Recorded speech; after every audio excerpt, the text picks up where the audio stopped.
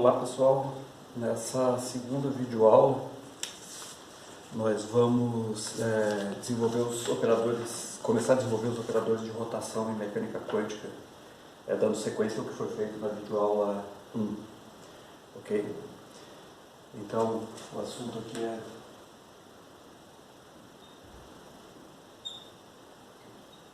rotações, certo? A pergunta que a gente quer responder aqui é o que acontece com o cat de estado de um sistema quântico quando, por algum motivo, ele sofre uma rotação espacial, né? Tá certo? Então, você tem um cat de estado qualquer, vou chamar aqui de sigma. Esse cat vai estar representado em alguma base, né? Então, lembrando aqui, em termos gerais, um cat de estado qualquer poderia ser representado dessa maneira aqui, somatório de um conjunto de coeficientes CI, vezes uma base aqui que eu vou chamar de I, onde isso aqui é uma base canônica qualquer de um sistema físico específico. Okay? Por exemplo, no caso de spin meio aqui, né? Essa base seria um 0, 0, 1, bidimensional. Okay? Então a pergunta aqui é qual que é o operador que roda um cat de estado, por exemplo, espacialmente. Okay? Ou seja, quero obter um cat rodado R a partir de uma operação, vou chamar aqui um D, R, atuando nesse operador, nesse cat de estado sigma inicial aqui, gerando um operador, um cat de estado rodado. Então esse D de R aqui vai ser, eu vou usar essa notação, vai ser o operador que vai realizar a rotação. Okay? Então, para construir esse D de R, nós vamos usar a mesma forma argumentativa que foi usado para construir o operador de evolução temporal, por exemplo. Tá certo? Então, a gente vai se apropriar novamente daquela forma geral de operador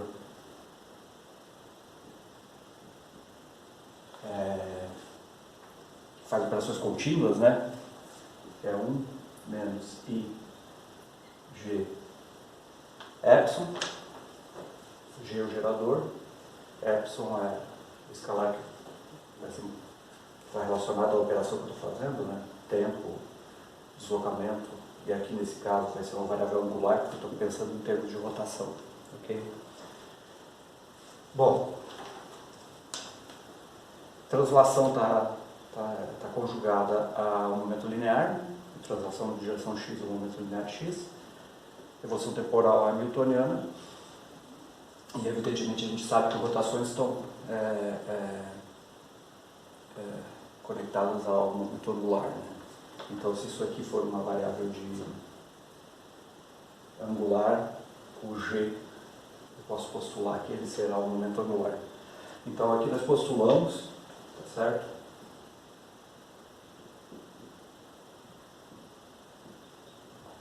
O gerador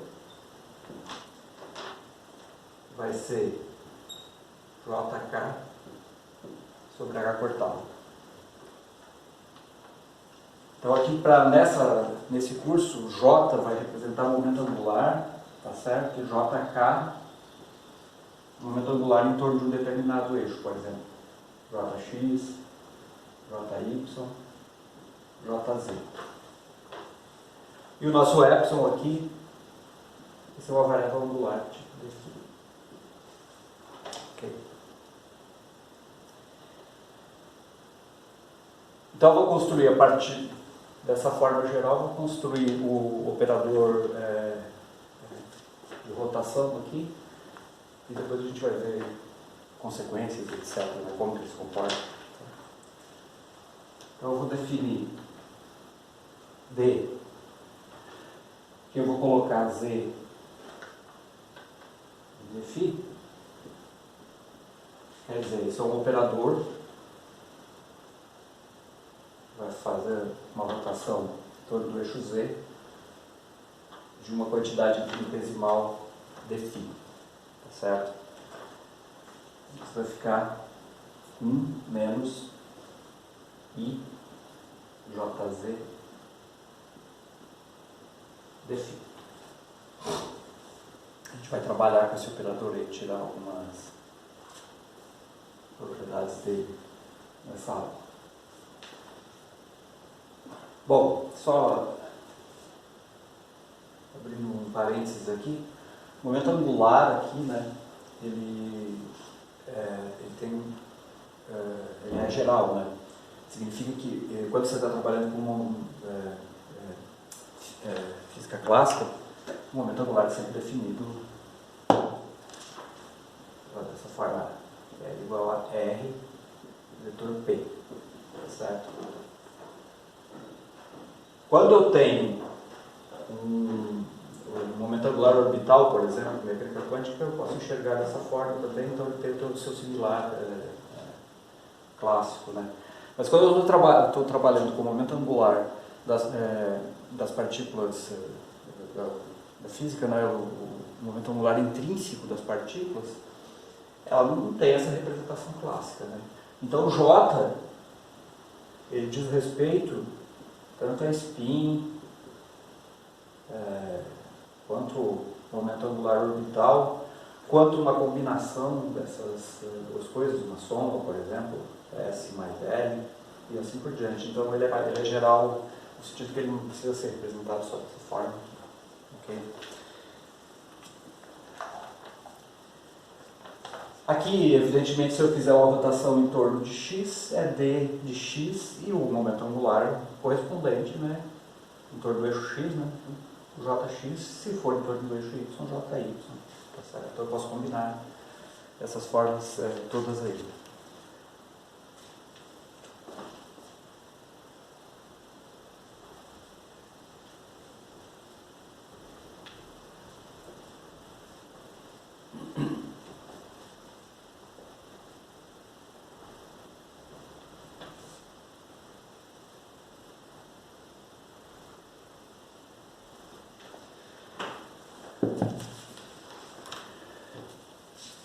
Eu não vou trabalhar agora exatamente com essa forma, mas se eu quiser escrever esse mesmo operador em termos mais gerais, depois a gente vai estudá-lo melhor.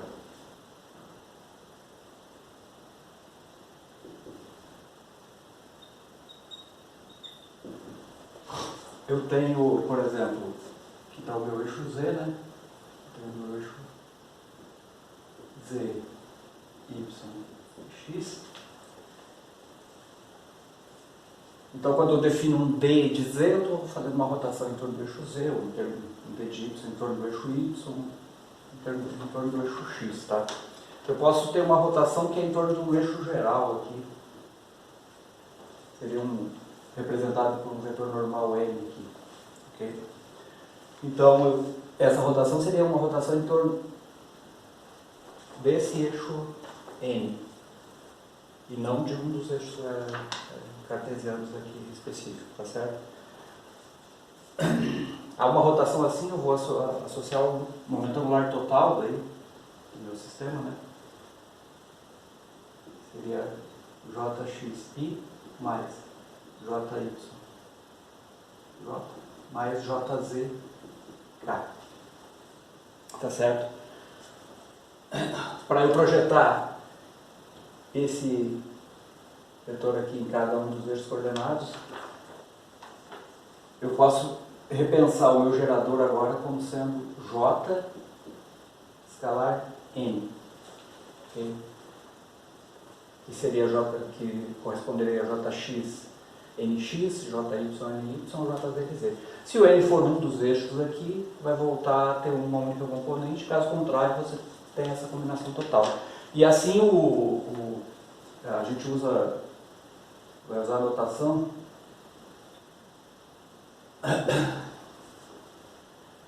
uma rotação em torno do eixo N, daí, que tem que ser especificado, né? Qual é o ângulo que ele está em relação aos eixos coordenados, de uma quantidade de φ,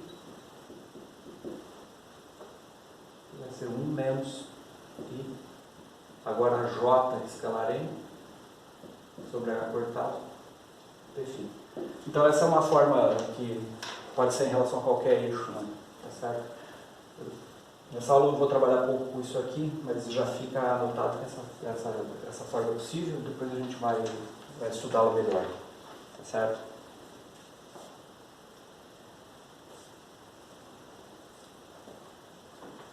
Pois bem, voltando a uma rotação, por exemplo, vou trabalhar aqui sempre em torno do eixo Z, mas poderia ser qualquer um dos outros, voltando a uma rotação Z dφ. Isso aqui tem a forma infinitesimal, então 1 menos I JZ dφ sobre H cortado. Como é que fica o operador por uma rotação finita?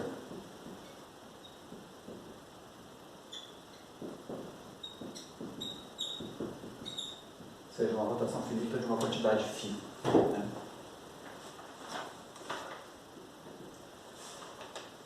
Como eu estou em torno de um eixo fixo, né? Aqui eu tenho meu eixo Z, YX. Então, eu estou rodando esse sistema aqui em uma quantidade φ. Certo? Isso pode ser representado, na verdade, como uma sequência de N rotações infinitesimais, né? Até atingir essa quantidade de φ total. Então, ou seja, essa quantidade finita ela pode ser uma sequência de N rotações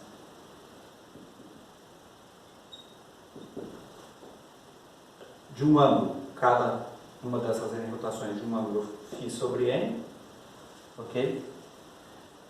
Que seria então fazer um produto, né, dz de φ sobre N vezes dz de φ sobre N indefinidamente aqui.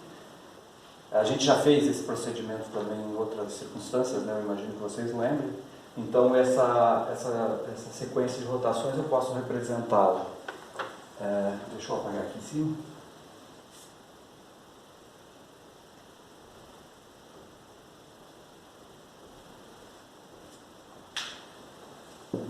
Como dz de φ, né, finito. Posso tomar o limite aqui, quando n vai a infinito, né? N vezes essa operação aqui, né?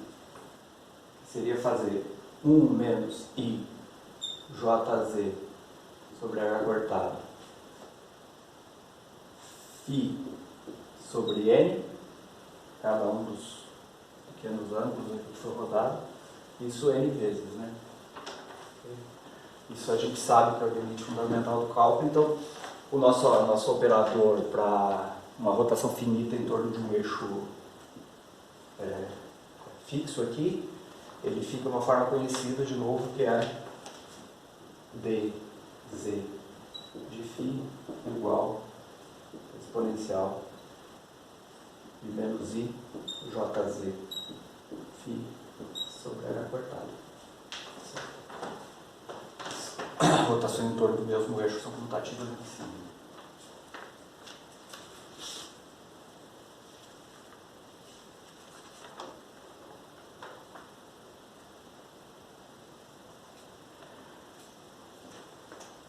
Então essa é a forma do operador que você está buscando, ok?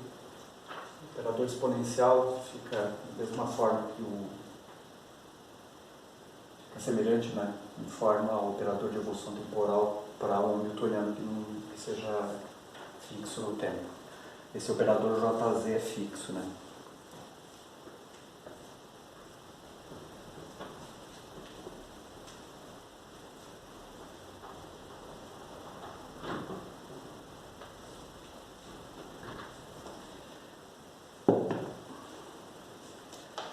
Então, analisando um pouquinho as propriedades desse operador aqui, né? Vamos notar o seguinte.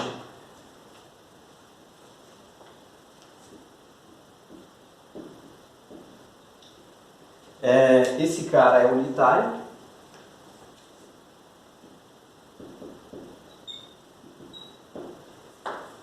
Ou seja, D, Z de φ, D, Z, dagger de φ, é E na menos I, JZ φ, sobre H cortado E na I, JZ φ sobre H cortado. Isso aqui é 1. Ok? Então ele é unitário.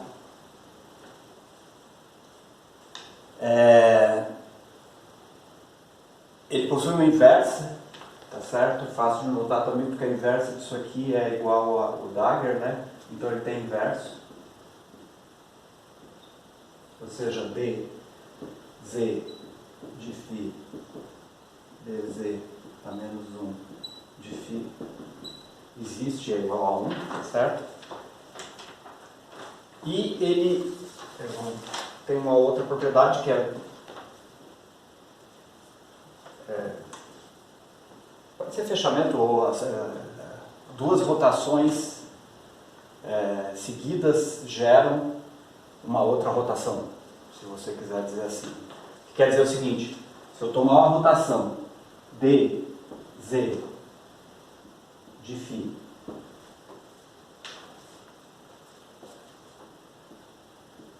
uma rotação d, z de θ, por exemplo, isso aqui vai ser representado pelo produto E na menos I, JZ, φ sobre H cortado, E na menos I, JZ, θ sobre H cortado. Isso aqui evidentemente vai me dar E na menos I, JZ sobre H cortado, φ mais θ. Então, duas rotações em torno do mesmo eixo se somam aí, gerando uma rotação total da φ mais θ. Okay? As propriedades são as mesmas propriedades desse operador, são propriedades que também estão contidas, que fazem parte das matrizes de rotação que a gente viu na aula anterior. Também deve obedecer esse tipo de propriedade aqui. Ok?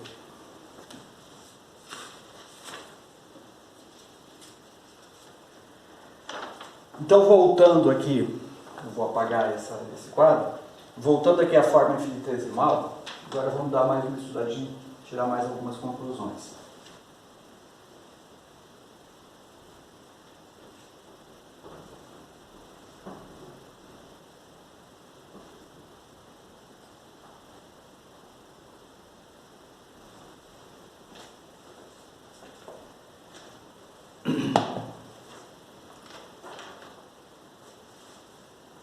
Então, tomando um epsilon infinitesimal aqui, eu vou pegar uma rotação, por exemplo, dx de epsilon, vai ser representada pelo operador E na menos I, jx epsilon sobre H cortado. Eu vou expandir essa operação, vou expandir esse operador, vou expandi-lo até a segunda ordem, a gente discutiu na outra aula. Se eu expandir isso até a primeira ordem, eu vou chegar a uma conclusão incorreta a respeito de rotações, tá? Então isso aqui vai me dar E na menos, vai me dar 1 menos I jx epsilon sobre H cortado. O próximo termo quadrático aqui vai dar I vezes I dá menos, né? J quadrado, jx quadrado, epsilon quadrado sobre H cortado. Vou pegar uma rotação dy de epsilon também, fazer o mesmo procedimento.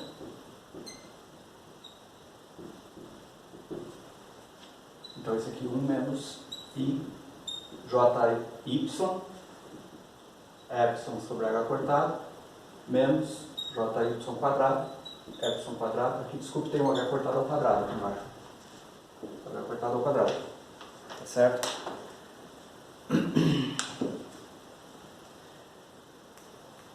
Então vamos estudar o que acontece com as propriedades de comutação desses operadores aqui. Então, vamos escrever o comutador desses dois operadores, ou seja, dx de epsilon, dy de epsilon, é o produto disso vezes isso, menos o produto disso vezes isso. Então, eu vou explicitar aqui, né? Isso aqui vai ser 1 menos i jx epsilon sobre h cortado menos jx quadrado, epsilon quadrado sobre h cortado ao quadrado, vezes esse termo de baixo.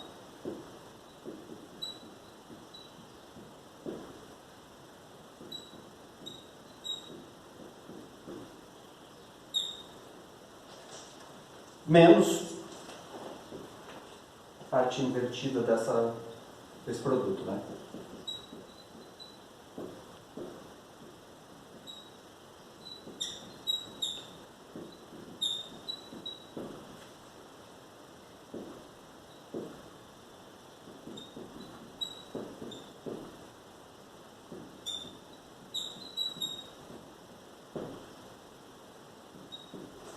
Ok? Agora tem que abrir esse produto todo aqui, né? Eu vou chamar esse pedaço aqui, ó, de A e esse aqui de B. Então, vai ficar um pouco mais fácil para eu poder escrever aqui. Então, abrindo esse produto, eu vou ficar com 1 vezes 1, 1 vezes B, A vezes 1, A vezes B, menos a mesma coisa embaixo, né? Sobrando simplesmente, esses termos 1 aqui vão cortar, os termos A, B vão cortar, sobrando simplesmente dx de epsilon, dy de epsilon, igual a AB menos BA.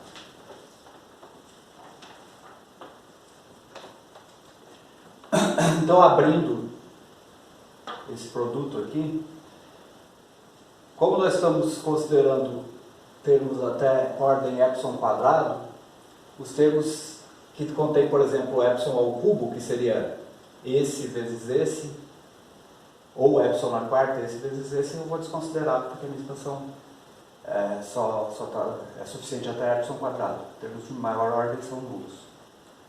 Então, esse produto aqui resulta menos jx, jy, epsilon quadrado sobre h cortado ao quadrado, mais jy, jx, epsilon quadrado sobre h cortado ao quadrado. Tá certo? Eliminando todos os termos de ordem maior que epsilon quadrado. Por isso aqui em evidência fica epsilon quadrado sobre h cortado ao quadrado. Então ficou menos jx, jy, mais jy, j, não, parece um computador, jx. Okay. Ou seja, isso aqui é igual ao computador de jy, jx, computador de jy com jx, ou menos o computador de jx com jy, certo? Então aqui você poderia tirar uma conclusão inicial, comutar os operadores de rotação em torno de eixos distintos equivale, no final das contas, a comutar o momento angular do teu sistema. Tá? Mas dá para tirar ainda uma outra conclusão a partir disso, que é o seguinte, a partir desse resultado,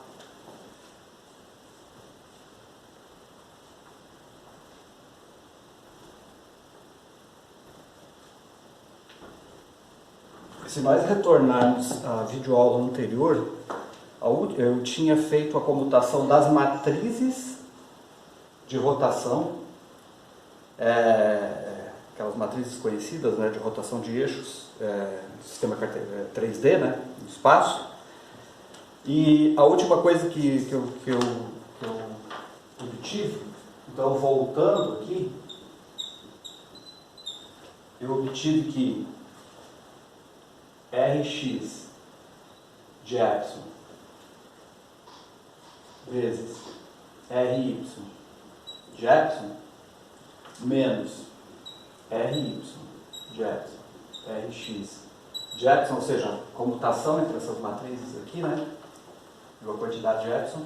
Isso aqui me levou a Rz de epsilon quadrado menos identidade aqui, menos 1, né?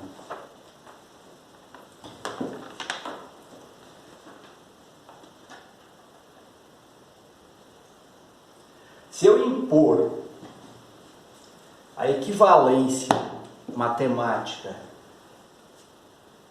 entre as matrizes de rotação R e os operadores de rotação D, ou seja, se eu impor que eles têm as mesmas propriedades matemáticas, eu poderia comparar esse resultado aqui com esse resultado aqui, tá certo? Uma maneira de ver as coisas. Então, ou seja, vou escrever equivalentemente qual é o operador Rz de epsilon quadrado, tá certo? Da mecânica quântica, tá certo? Então, Rz de epsilon quadrado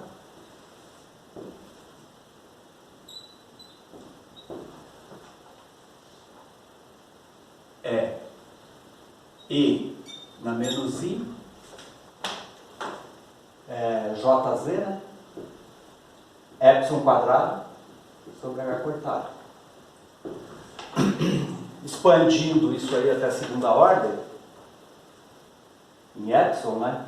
Eu teria 1 menos I Jz epsilon quadrado sobre H cortado. O próximo termo aqui seria de epsilon quadrado ao quadrado, que seria de ordem quarta e não me interessa, tá certo? Então, isso aqui correspondente a isso aqui.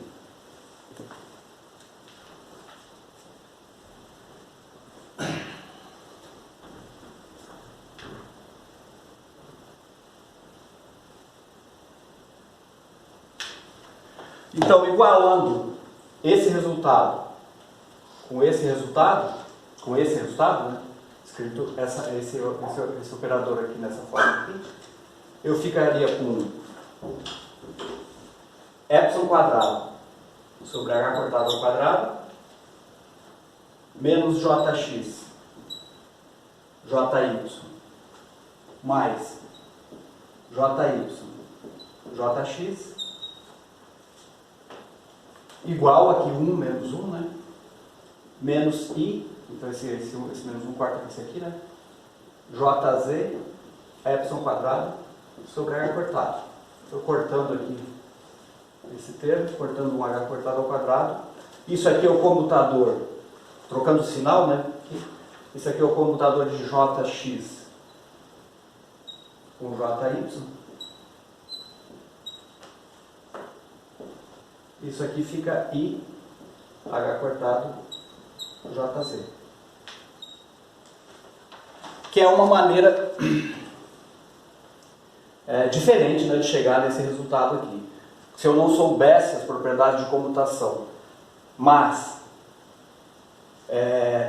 escrevendo esse operador de rotação de mecânica quântica aqui, considerando que ele tem as mesmas propriedades matemáticas que esse aqui, vai ter as mesmas propriedades de comutação que o operador Rx, eu também obtenho que isso implica que Jx, o comutador de momento angular Jx, Jy é igual a H cortado Jz, que é o resultado correto, tá certo?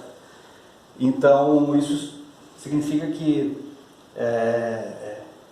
esses operadores D escritos na forma exponencial, eles são consistentes com o que se espera das propriedades gerais de momento angular, certo? Aqui, evidentemente, se você agora fizer esse mesmo procedimento, e eu recomendo que você faça para treinar,